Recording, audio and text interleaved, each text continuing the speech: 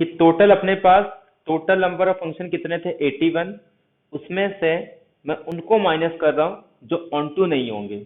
तो सबसे पहले मैंने किसको माइनस किया, ये सारे फंक्शन अपने आप में ऑन टू नहीं है ना। तो मैं इसमें से 48 को माइनस कर सकता हूं, कोई दिक्कत है इसमें किसी को? इसको मैं ऐसे भी तो लिख सकता हूं, 3 × 16 लिख सकता हूं ना।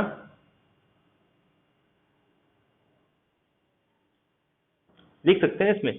अब एक चीज ध्यान दो, इसमें से ना दो मैप ऐसे हैं 1 2 3 4 जिसमें सब 1 के पास जा रहे हैं, और एक मैप ऐसा होगा, क्योंकि मैंने सारे फंक्शन काउंट कर लिए ना इसके, एक मैप ऐसा होगा जो सारे किसके पास जा रहे हैं 2 के पास।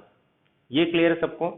ऐसे इसमें भी कुछ तो मैप होंगे ना जो सब किसके पास जाएंगे 1 के पास, और एक इसके पास ऐसा मैप होगा जो सब किसके पास जाएगा 3 के पास। इसके पास भी एक ऐसा फंक्शन होगा जो सब किसके पास जाएगा 2 के पास, और एक ऐसा जो किसके पास जाएगा 3 के पास। ये क्लियर है सबको कि अगर मैं इसके सारे फंक्शन डिफाइन कर रहा हूं तो उसमें ये भी तो फंक्शन आएंगे जो सब 1 के पास चले गए और जो सब 2 के पास चले जाएगा। इसमें भी वो सारे फंक्शन जो 1 के पास चले गए, सारे फंक्शन 3 के पास, सारे 2 के पास, सारे 3 के पास। बट मुझे ये तो हो गया, ठीक है, ये कितने आ गए 6 आ गए, बट ये तो रिपीट हो रहा है ना इसमें से। ये यहाँ पे भी काउंट हो रहा है, यहाँ पे भी काउंट हो रहा है, ये 2 यहाँ पे भी काउंट हो गया, यहाँ पे भी काउंट हो गया, ये 3 यहाँ पे भी काउंट हो गया, यहाँ पे भी काउंट हो गया। मतलब जो ये टाइप के हैं ना, ये डबल डबल काउंट हो रहे हैं।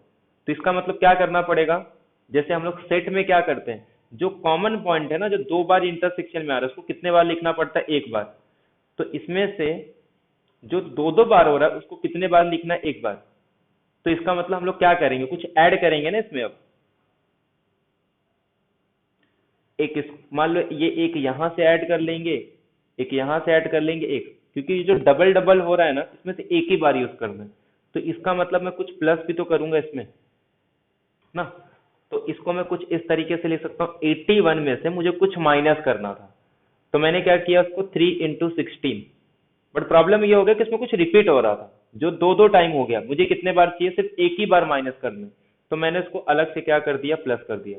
तो ये कुछ इस तरीके से फॉर्मूला बनता है अपने पास कि 81 माइनस 48, अरे माइनस, क्योंकि माइनस माइनस ये प्लस हो जाएगा, ठीक है।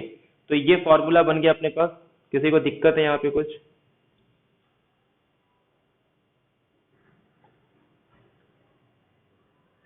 ये समझ में आया सबको? तो टोटल नंबर ऑफ फंक्शन में से मैंने वो माइनस कर लिया जो ऑन टू नहीं बन रहे थे। तो इसका मतलब ये जो आंसर आएगा वो क्या होंगे अपने पास, number of onto function. Total number of onto में से मैंने क्या किया, टोटल नंबर ऑफ फंक्शन में से जो ऑन टू फंक्शन नहीं थे, ये ऑन टू फंक्शन नहीं थे, बट प्रॉब्लम ये हो गया कि इसमें से 3 रिपीट हो गए। तो 3 रिपीट हो गए, उसको मैंने अलग से ऐड कर दिया उसमें। तो ये मेरे पास कुछ आ गया 81 माइनस 48 प्लस 3। ये पूरा क्लियर हो गया सबको? तो यहाँ पे देखा जाए तो हम लोग ने ऑन टू फंक्शन निकाला है, और चाहो ना तो पूरा ऑन टू फंक्शन बना भी सकते हैं, बना सकते हैं पूरा।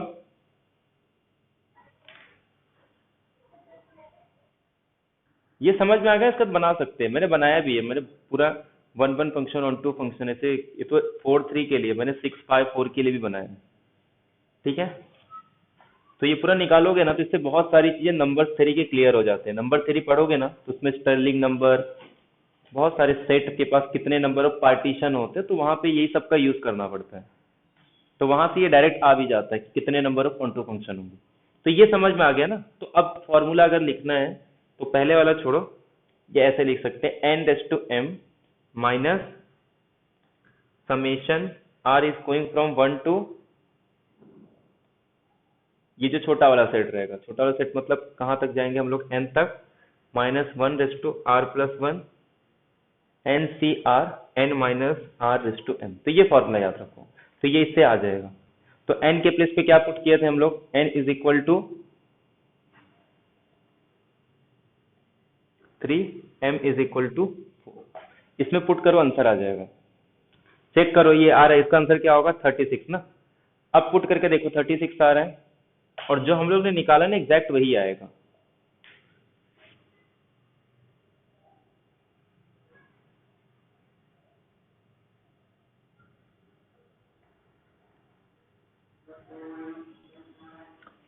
चेक कर लो एक बार पुट करके आ रहा है कि नहीं।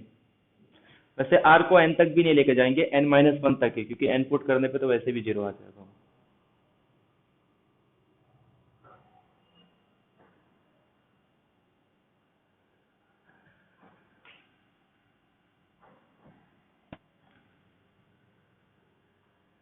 आ रहा है 36, पुट करके देखो अभी।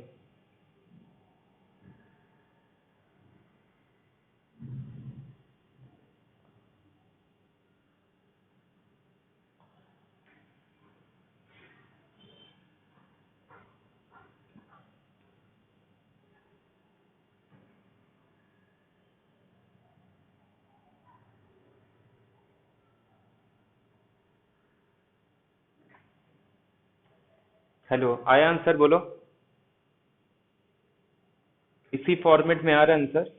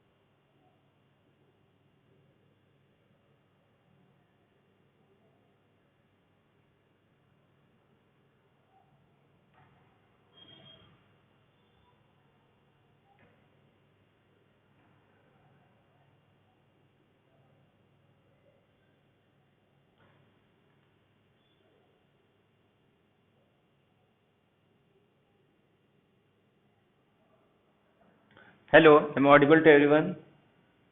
आंसर आ रहा है सबका? एक बार यस या नो कर दो। 36 आंसर आ रहा है इससे?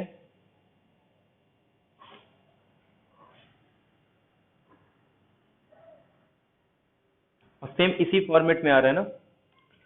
n के प्लेस पे 3 पुट करेंगे तो 3⁴ माइनस यहाँ पे r के प्लेस पे 1 पुट करेंगे, तो ये तो सिर्फ साइन चेंज का काम करेगा। तो 1 पुट करेंगे तो ये कहाँ से स्टार्ट हो रहा है? इवन से, मतलब प्लस और उसके बाद माइनस, और 2 ही टर्म आएंगे क्योंकि n की वैल्यू क्या है? 3। 3 माइनस 1 2, तो ये एक बार 1 और 2 सिर्फ 2 टर्म आने वाला है, तो एक प्लस और एक माइनस। तो ये तो मेरा प्लस हो गया। n के फिक्स है मेरा n, r के प्लेस पे 1 पुट करूंगा तो 1, 3 में से 1 गया तो 2, 2 ये तो फिक्स है 2⁴। फिर उसके बाद माइनस आएगा, यहाँ पे r के प्लेस पे 3, 3c2, और यहाँ पे 3 में से कितने को माइनस करना है? 3 माइनस 2⁴, तो ये आ जाएगा 3⁴ minus 3c1 2⁴ plus 3c2 3 minus 2 1⁴, मतलब 3⁴ माइनस 3c1 2⁴ 3c2 मतलब 3। यही आंसर आ रहा है अपने पास 81 माइनस 3 इंटू 16 प्लस 3। तो मैच हो गया दोनों। हम लोग ने डायरेक्ट पे निकाल के देखा और ये फॉर्मूले से भी आ गया। ठीक है, तो ये फॉर्मूला याद कर लो। वैसे तो मेरे को कभी आज तक याद नहीं हुआ, तो अगर याद हो गया तो ठीक है, अगर नहीं हुआ तो फिर ऐसे करके चेक करना पड़ता है। तो n⁻m, r की वैल्यू 1 से लेके n-1 minus 1⁻r+1 NCR n-1 r⁻m। ठीक है, तो ये हमेशा ना इसको एक एक वीक में याद करते रहा करो, नहीं तो याद नहीं रहता ये। ज्यादा दिन तक भूल जाओगे ना तो अपने आप भूल जाओगे। तो 1-1 भी हो गया, ऑन टू भी हो गया। ठीक है, तो एक क्वेश्चन आता है 1-1 ऑन टू का, और वो भी जो 1-1 ऑन टू आएगा ना, वो इससे फॉर्मूले से रिलेटेड नहीं आते, वो ग्राफिकली आता है। तो इन जनरल सबको फंक्शन 1-1 ऑन टू क्लियर हो गया। ये इसके लिए बता दिया ताकि आगे चल के नंबर थ्योरी में दिक्कत नहीं होगा, क्योंकि नंबर थ्योरी में यही सब पूरा करते हैं हम लोग, नंबर थ्योरी में भी और ग्रुप थ्योरी के पहले भी। अब आ जाते हैं function of real number. Function of real या फिर रियल वैल्यूड फंक्शन। देखो मैंने पहले कहा था सीक्वेंस भी एक जस्ट फंक्शन है, ऐसे ही अब हम लोग क्या करेंगे, डोमेन को चेंज करेंगे। सीक्वेंस में क्या था, डोमेन नेचुरल नंबर था, अब हम लोग जो लेंगे ना वो इंटरवल लेंगे। इंटरवल मतलब सबसेट ऑफ रियल नंबर। तो f is a subset of real number और जो इमेज आएगा r, तो इसी को हम लोग बोलते हैं रियल वैल्यूड फंक्शन। ठीक है, अगर मैं ये सबसेट r स्क्वायर से ले लूंगा तब भी इसको हम लोग क्या बोलेंगे, रियल वैल्यूड फंक्शन ऑफ, यहां पे कितने वेरिएबल यूज कर रहा था मैं, वन वेरिएबल, यहां पे टू वेरिएबल। ऐसे ही अगर मैं सबसेट ले लूं, f is a function of subset of r S to n to r, इसको भी हम लोग क्या बोलेंगे, ये भी एक रियल वैल्यूड फंक्शन है, बट कितने वेरिएबल का, n वेरिएबल का। ठीक है, तो ये सब क्या हो गया, रियल वैल्यूड फंक्शन। तो अगर इमेज मेरा रियल नंबर है तो इसको बोलते हैं रियल वैल्यूड फंक्शन। अगर इमेज मेरा कॉम्प्लेक्स है तो इसको बोलते हैं कॉम्प्लेक्स वैल्यूड फंक्शन। क्लियर है। अब मैं क्या कर रहा हूं, इसको भी धीरे धीरे चेंज कर देता हूं। s is a subset of r S to n और इसको ले लेता हूं suppose r S to m, तो ये हो जाता है मेरे पास वेक्टर वैल्यूड फंक्शन। क्योंकि ये तो रियल नंबर था, अब ये वेक्टर हो गया r एस टू m, मतलब ये भी वेरिएबल में आएंगे, तो इसको बोलेंगे vector valued function of n variable. तो डोमेन चेंज करेंगे उसके हिसाब से मेरा function of one variable, function of two variable, function of n variable, ऐसे ये एक वेक्टर वैल्यूड फंक्शन है n वेरिएबल का। यहां तक क्लियर है सबको। तो जो पहला कंपोनेंट है वो अपने को वेरिएबल के बारे में बताता है कि कितने नंबर ऑफ वेरिएबल यूज होंगे। जो इंडिपेंडेंट वेरिएबल है, ये जो भी रहता है ये सारे हमारे पास क्या होते हैं, इंडिपेंडेंट वेरिएबल।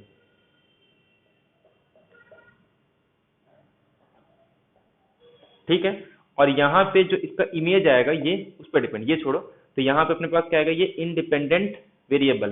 तो जितने नंबर ऑफ इंडिपेंडेंट वेरिएबल रहेंगे उसी पे डिपेंड करता है कि वो फंक्शन वन वेरिएबल का है या फंक्शन एन वेरिएबल का है।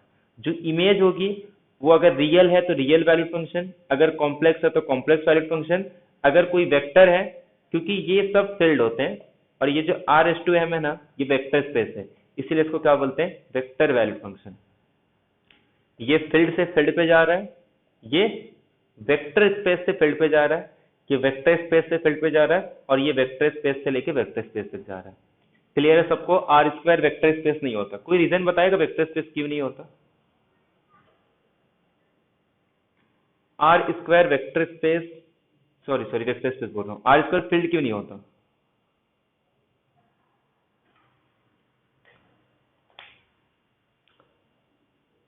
किसी ने ग्रुप थ्योरी पढ़ा होगा, तो आर स्क्वायर वेक्टर स्पेस क्यों नहीं होता। इंटीग्रल डोमेन होता है कि नहीं। हाँ, तो इंटीग्रल डोमेन नहीं होता, इसके लिए वो फील्ड नहीं होता। ठीक है, क्योंकि फील्ड डिफाइन करने के लिए अपने को सबसे पहले चेक करना पड़ता है वो इंटीग्रल डोमेन है या नहीं।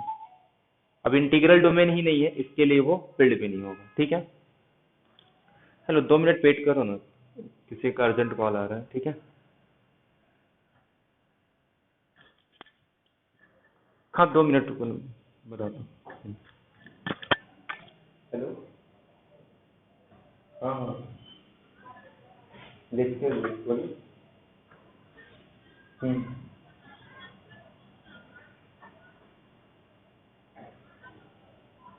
कहाँ हो?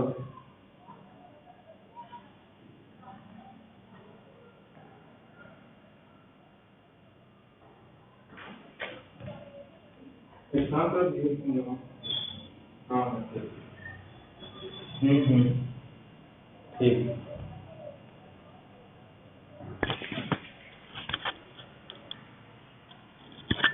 Hello, hello, am Audible. Hello, हाँ पूछो मैम, क्या पूछ रहे हो।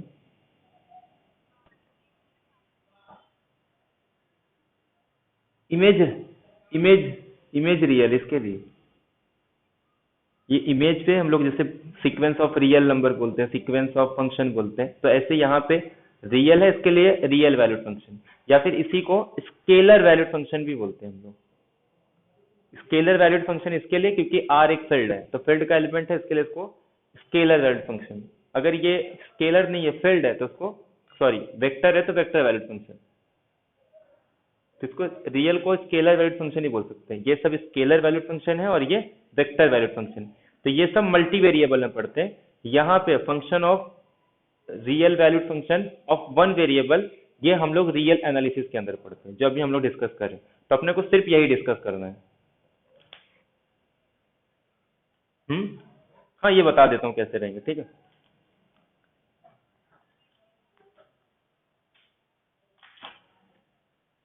हाँ, ये पढ़ेंगे हम लोग आगे, ग्रुप थ्योरी के बाद आएगा, ठीक है। ये पता है तो ठीक है, नहीं तो फिर वो ग्रुप थ्योरी पढ़ेंगे तभी समय, वो पूरा डिटेल में पूरा सिस्टमैटिक पढ़ना पड़ेगा अपने ग्रुप थ्योरी वगैरह सब, ठीक है। तो जब हम लोग फंक्शन डिफाइन करते हैं, जैसे मैं आर से लेके आर तक डिफाइन कर रहा हूँ, तो यहाँ पे ये अपने को वेरिएबल बताता है कि यहाँ पे मैं कितने वेरिएबल यूज कर रहा हूँ। तो ये आर सिर्फ एक ही टपल है, इसके एलिमेंट को हम लोग कैसे लिखते हैं, तो यहाँ का मैं कोई भी एलिमेंट लूंगा और यहाँ के एलिमेंट इमेज भी कैसे आएंगे, कुछ इस फॉर्म में आएंगे एक ही टपल का, तो इसके इमेज भी इस तरीके से होते हैं। तो हम लोग क्या लिखते हैं, y is a function of one variable, क्योंकि y कितने इंडिपेंडेंट वेरिएबल पे डिपेंड कर रहा है, सिर्फ एक ही इंडिपेंडेंट पे डिपेंड कर रहा है। तो जितने इंडिपेंडेंट वेरिएबल उतने पे डिपेंड करता है कि फंक्शन ऑफ वन वेरिएबल है, फंक्शन ऑफ टू वेरिएबल है, या फंक्शन ऑफ एन वेरिएबल, और ये डिपेंडेंट वेरिएबल। तो ये मेरे पास क्या आ गया, y is equal to F of X, ठीक है। अब मैं एक काम करता हूं, इसको आर स्क्वायर दे देता हूं।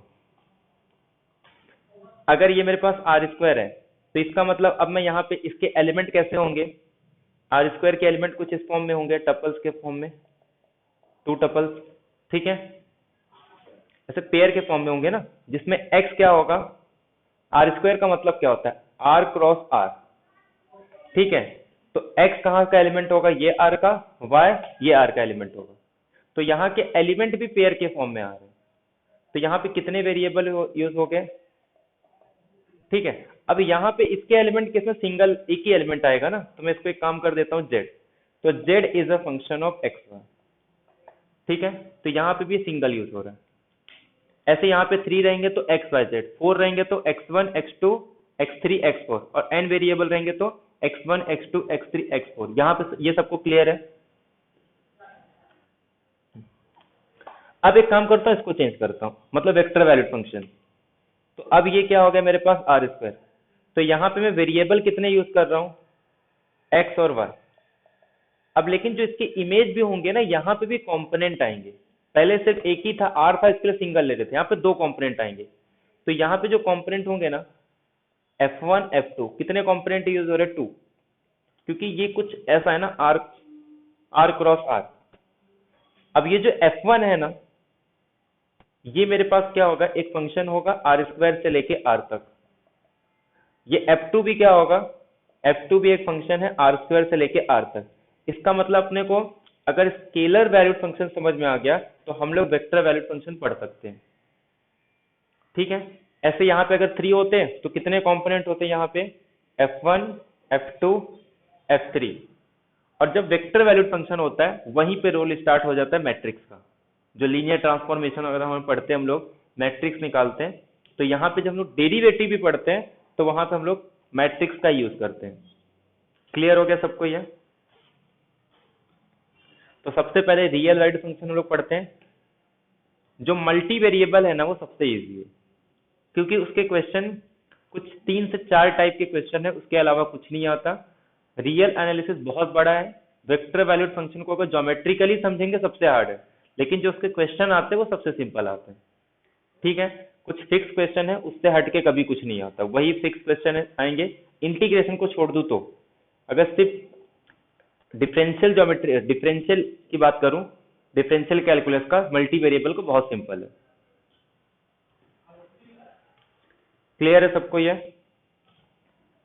तो इसका मतलब अपने को अब क्या पढ़ना है, real valued function of one variable. मतलब एक सबसेट लेंगे हम लोग रियल नंबर का और उसका इमेज भी आर होगा। तो हम लोग देखो दो तरीके से, मैंने दो चीज कहा था, एक होता है डोमेन और एक होता है डोमेन ऑफ डेफिनेशन। ठीक है, डोमेन और डोमेन ऑफ डेफिनेशन। तो यहाँ पे इसको पहले डिफाइन करने से पहले हम लोग समझते हैं कर्व क्या होता है या फिर कोई भी ग्राफ क्या होता है। इसको मैंने क्या कहा था कि x एक एलिमेंट लेंगे और उसका इमेज क्या होगा y। मैं एक सेट डिफाइन कर रहा हूं, सेट के अंदर वो सारे एलिमेंट होंगे x और उसका image f of x such that x is a subset of s। ठीक है, अब यहाँ पे f क्या एक फंक्शन है, तो ये जो भी टपल्स आएंगे ना, ये किसका सबसेट होगा, आर स्क्वायर का सबसेट होगा, क्योंकि x भी किसका एलिमेंट है, r का, y भी किसका एलिमेंट है, r का।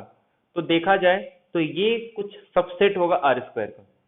अब आर स्क्वायर के सबसेट होंगे, बट इस बात का ध्यान रखना है f यहाँ पे फंक्शन है। फंक्शन इसका मतलब क्या होगा कि हर एक एलिमेंट के पास यूनिक इमेज होगा, तो इसको हम लोग बोलते हैं ग्राफ। अब मेरा क्वेश्चन है, इसमें से बताना है कि कौन सा ग्राफ है।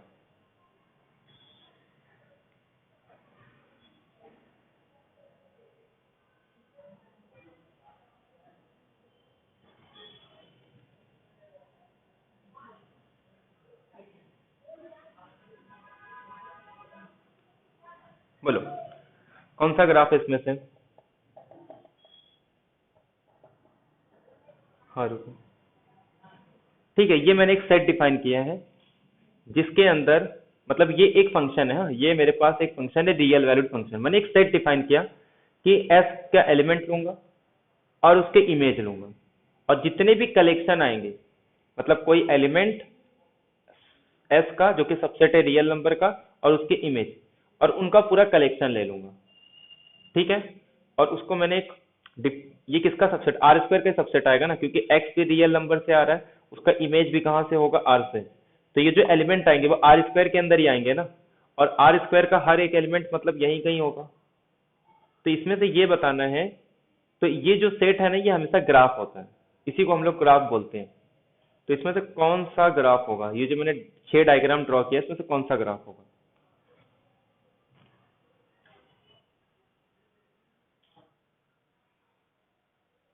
कौन सा, इसको छोड़ के सब ग्राफ।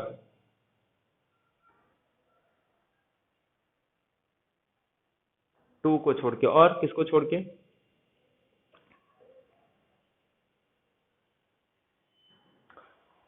अब थोड़ा ध्यान दो, फंक्शन का डेफिनेशन क्या था,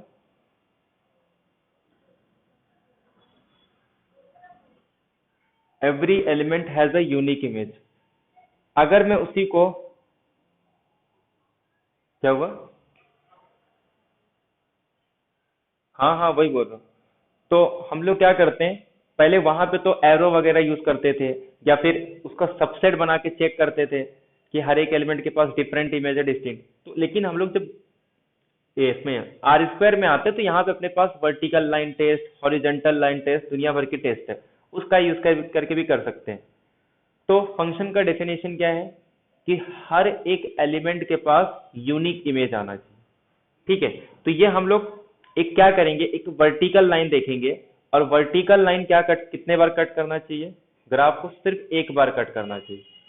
इसमें कितने बार कट कर रहा है, मैं कोई भी हॉरिजॉन्टल लाइन ड्रॉ करूं पूरे रियल पे, क्योंकि या फिर सबसेट लेंगे तो सबसेट, अगर मैं आर टू आर कर रहा हूं तो पूरे रियल पे कोई भी वर्टिकल लाइन लो, वो ग्राफ को कितने बार कट करना चाहिए। ये तो मान लो मैंने सबसेट पे ले लिया है, क्योंकि ये तो, इसको ग्राफ बोलेंगे हम लोग।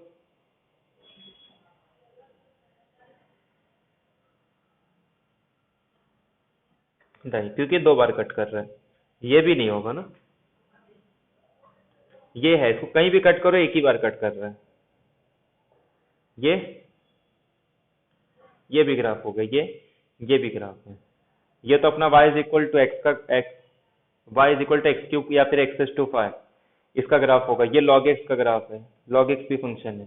तो इसका मतलब वर्टिकल लाइन टेस्ट है, क्योंकि ये हम लोग ने पहले ही डिफाइन कर दिया ग्राफ को कि यहाँ पे जो एलिमेंट है उसका ये इमेज होना चाहिए, और वो भी क्या है, फंक्शन है। तो फंक्शन है मतलब फंक्शन तो होना चाहिए ना, तभी जाके हम लोग इसको ग्राफ बोलेंगे।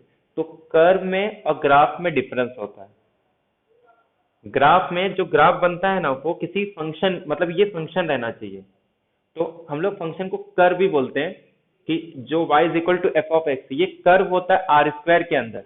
तो फंक्शन कर्व है, हर एक कर्व फंक्शन होंगे ऐसा नहीं होता। क्लियर है सबको ये?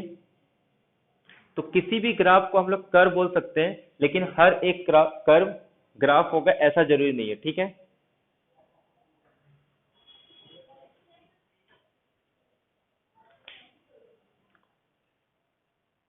देखो, ग्राफ का मतलब क्या होता है, ये हम लोग टपल्स ले रहे हैं ना, क्योंकि जो भी एलिमेंट ले रहे हैं टपल्स के फॉर्म में। अगर इस पॉइंट को मुझे रिप्रेजेंट करना हो, जैसे ये पॉइंट को, तो ये 1 0 आएगा, तो ये किसका सबसेट है, आर स्क्वायर का सबसेट है। बट ध्यान रखना, इसमें कुछ ऐसे पॉइंट ना हो कि 1 का भी इमेज 0 हो जाए और 2 का भी इमेज 0 हो जाए। जैसे यहाँ पे कुछ आ जाएगा ना, ये क्या हो रहा है यहाँ पे, x की वैल्यू 0 है और y की वैल्यू 1 -1, और x की वैल्यू 0 पे -1। तो प्रॉब्लम क्या होगा कि मैंने पहले ही डिफाइन कर दिया है कि ये जो सेकेंड कंपोनेंट है ना, वो इमेज होना चाहिए, और ये फंक्शन है x का। तो फंक्शन बोल रहा हूँ, इसका मतलब क्या होगा कि एक एलिमेंट का दो इमेज नहीं हो सकता, बट यहाँ पे हो रहा है, इसका मतलब ये ग्राफ तो नहीं हो सकता। हाँ, कर्व है ये। कर्व मतलब आर स्क्वायर का कोई भी सबसेट ले लो, आर स्क्वायर के अंदर कोई भी सबसेट ले लो, कॉन्टिन्यूअस सरफेस, ऐसा इन जनरल सरफेस नहीं, वो हमेशा कर्व होते हैं। कर्व तो है ना, ये आर स्क्वायर का सबसेट है, कॉन्टिन्यूअस पॉइंट मैंने ले लिए, कर्व है ये। लेकिन ये सब कर्व नहीं है, अरे सॉरी, फंक्शन नहीं है, फंक्शन नहीं है, इसीलिए वो ग्राफ भी नहीं होगा। और चेक कैसे करते हैं, वर्टिकल लाइन टेस्ट, कि जो भी सबसेट दिया है उस सबसेट पे, अगर आर है तो पूरे आर पे वर्टिकल लाइन ड्रॉ करो। अगर कोई सबसेट दिया है आर स्क्वायर का, तो उस आर सबसेट पे वर्टिकल लाइन ड्रॉ करो। अगर वो सिर्फ एक बार कट कर रहा है, तो उसको हम लोग क्या बोलेंगे, फंक्शन कर। क्लियर है सबको? और एटलीस्ट या एटमोस्ट नहीं, एग्जैक्ट, क्योंकि एक बार ही कट करना चाहिए। एक बार भी नहीं कट करेगा तब भी फंक्शन नहीं होगा, ठीक है। और एक से ज्यादा कट करेगा तब भी फंक्शन नहीं होगा। तो ऐसे ही 1 1 को भी तो डिफाइन कर सकते हैं ना हम लोग। 1 1 का डेफिनेशन क्या था, कि कोडोमेन के पास एक से ज्यादा, इस केस में क्या करेंगे हम लोग, हॉरिजॉन्टल लाइन ड्रॉ करेंगे कि वर्टिकल, जैसे ये, और एटमोस्ट कट करना चाहिए या फिर एटलीस्ट। तो कोई भी ग्राफ, कोई भी हॉरिजॉन्टल लाइन ड्रॉ करो, वो एटमोस्ट 1 पॉइंट पे कट करना चाहिए उसको। क्लियर है सबको? समझ में आई ये? और ऑन टू के लिए तो 1 1 नहीं है ना, इसीलिए y is equal to X square 1 1 नहीं होता ना। क्यों नहीं होता? क्योंकि 1 पे भी इसका इमेज सेम आ रहा है, -1 पे भी इसका इमेज सेम आ रहा है। 1 पुट करूंगा x के प्लेस पे तब भी 1 आएगा, और -1 पुट करूंगा तब भी 1 आएगा। मतलब 1 और -1 का मतलब मेरा डोमेन तो चेंज हो रहा है, डोमेन मेरा यहाँ से चेंज हो रहा है, बट को डोमेन तो सेम ही आ रहा है ना। देखो, डोमेन राइट साइड में जा रहा है, लेफ्ट साइड में जा रहा है, बट मेरा को डोमेन चेंज नहीं हो रहा, को डोमेन वहीं आ रहा है। को डोमेन की वैल्यू तो सेम है ना, यहाँ से भी। ये तो चेंज मेरा एक्स एक्सिस हो रहा है, वाई एक्सिस नहीं चेंज हो रहा, वाई एक्सिस यहाँ पे भी सेम है, यहाँ पे भी सेम। अगर ये ऑन टू डिफाइन करना है तो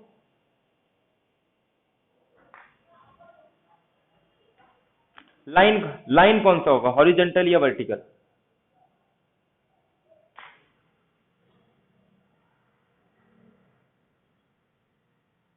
लाइन मेरा सेम होगा, लेकिन यहाँ पे अब एटमोस्ट नहीं होगा, एटलीस्ट हो जाता है।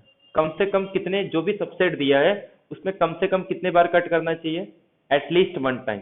तो ये फंक्शन अगर मैं आर से लेके आर तक डिफाइन करूं, तो क्या ये फंक्शन ऑन टू होगा?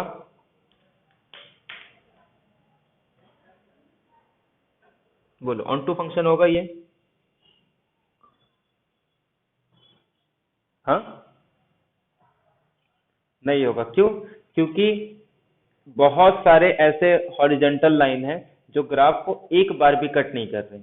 अब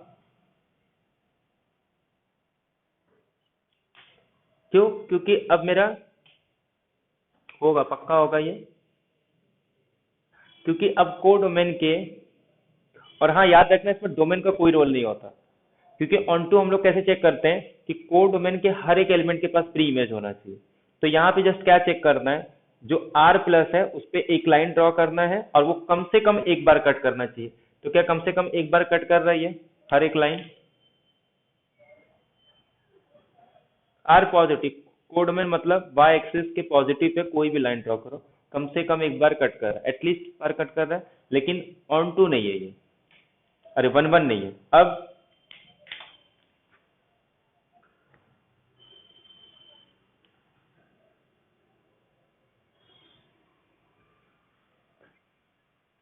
है ना, क्यों? क्योंकि अब इससे इससे मतलब ही नहीं है ना, अब इसको इससे ही मतलब नहीं है, अब सिर्फ इतने पे ही डिफाइन है, सिर्फ इतना ही चेक करना है, वन वन है, और ऑन टू के लिए सिर्फ इतना ही चेक करना है कि हर एक पे कम से कम एक बार कट करना है। तो ये वन वन ऑन टू हो गया, क्लियर है सबको ये? तो वन वन के लिए अपने को डोमेन से मतलब होता है, ऑन टू के लिए हमेशा कोडोमेन से, और बहुत सारी प्रॉपर्टी भी है। जब भी वन वन ऑन टू हम लोग चेक करते हैं ना, तो वन वन के लिए हमेशा अपने को डोमेन पे फोकस करना रहता है, और ऑन टू के लिए हमेशा कोडोमेन पे। समझ में आया सबको ये? तो ये जब हम लोग ग्राफिकल बात करते हैं तो अपने को horizontal line, vertical line test पता होना चाहिए। जब 12th वाले को ही बताते तो भी बहुत सारे क्वेश्चन यहीं से हो जाते कि वन वन कब होगा, जब जो भी डोमेन दिया है, डोमेन के हर पॉइंट पे एक हॉरिजॉन्टल लाइन ड्रॉ करो, डोमेन के हर पॉइंट पे, और वो ग्राफ को एटमोस्ट वन पॉइंट पे कट करना चाहिए। एटमोस्ट मतलब अगर एक पॉइंट पे कट नहीं भी कर रहा है ना, तब भी वो फंक्शन वन वन होता है। जैसे greatest integer function one one map है, ग्रेटेस्ट इंटीजर फंक्शन।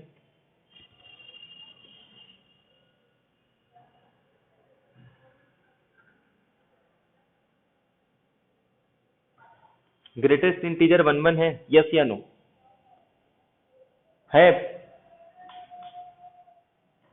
है ऐसे कितने को लगता है? अरे कैसे होगा, दो डिफरेंट पॉइंट पे इमेज सेम आ रहा है, वन वन कहाँ होगा?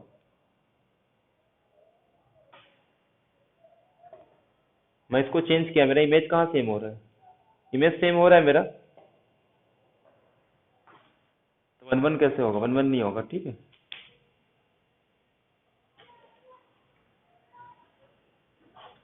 क्यों?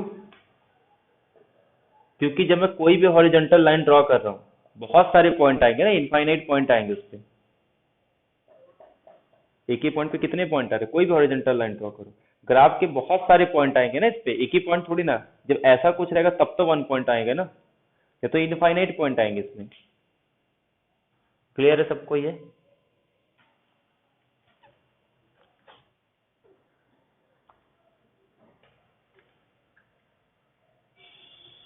और क्या था? ऑन टू के लिए क्या चेक करना है?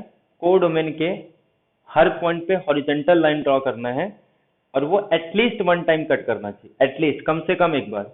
और फंक्शन के लिए क्या करना है? वर्टिकल लाइन ड्रॉ करना है और डोमेन पे, और वो कम से कम नहीं, कम से कम नहीं, इसमें एग्जैक्ट होना चाहिए, कितने बार? एक ही बार इसको कट करना चाहिए। क्लियर हो गया सबको?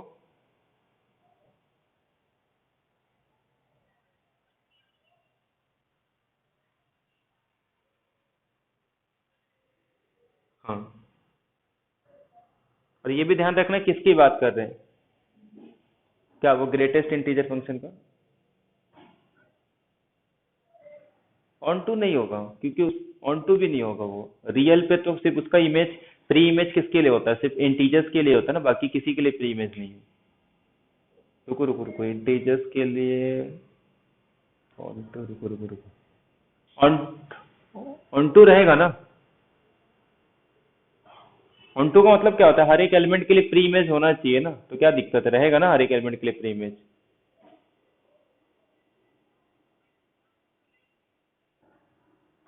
ऑन टू का डेफिनेशन क्या है? हर एक एलिमेंट के लिए प्री इमेज होना चाहिए। ऐसा कोई एलिमेंट है जिसके लिए प्री इमेज नहीं है? प्री इमेज है ना सबके लिए। या फिर अगर टेस्ट यूज करना है, रुको रुको रुको, प्री इमेज रहेगा किस, नहीं रहेगा प्री इमेज, वैसे भी इससे भी हो रहा है, नहीं ऑन टू नहीं होगा, ये मैप है ना, कहाँ हो रहा है इसके लिए, कोई प्री इमेज नहीं है ना, कोई है प्री इमेज, बहुत सारे लाइन मिलेंगे, इसके लिए कोई प्री इमेज नहीं होगा, ठीक है, नहीं होगा, ऑन टू भी नहीं होगा, वन वन भी नहीं होगा, ठीक है।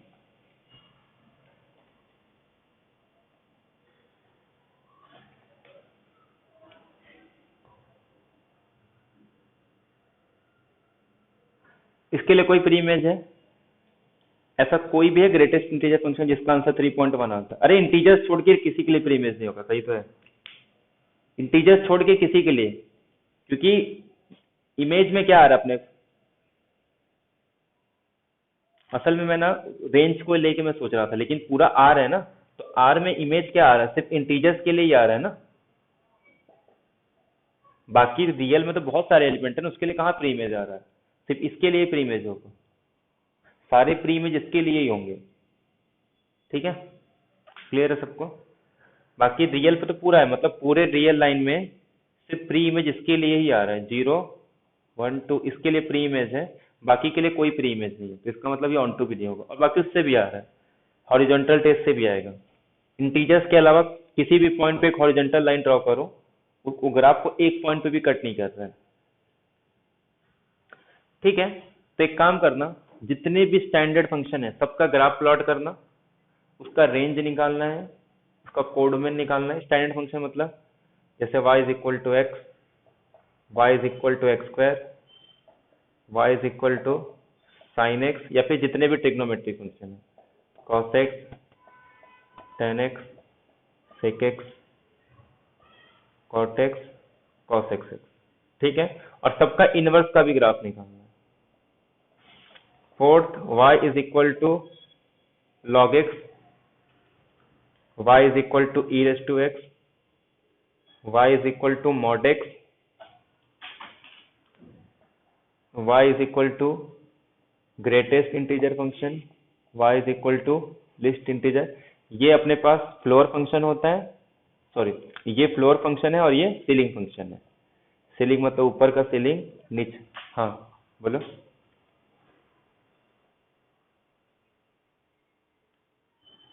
क्या होगा पूरे आर पे, पूरे आर पे, रियल एनालिसिस पूरे आर पे,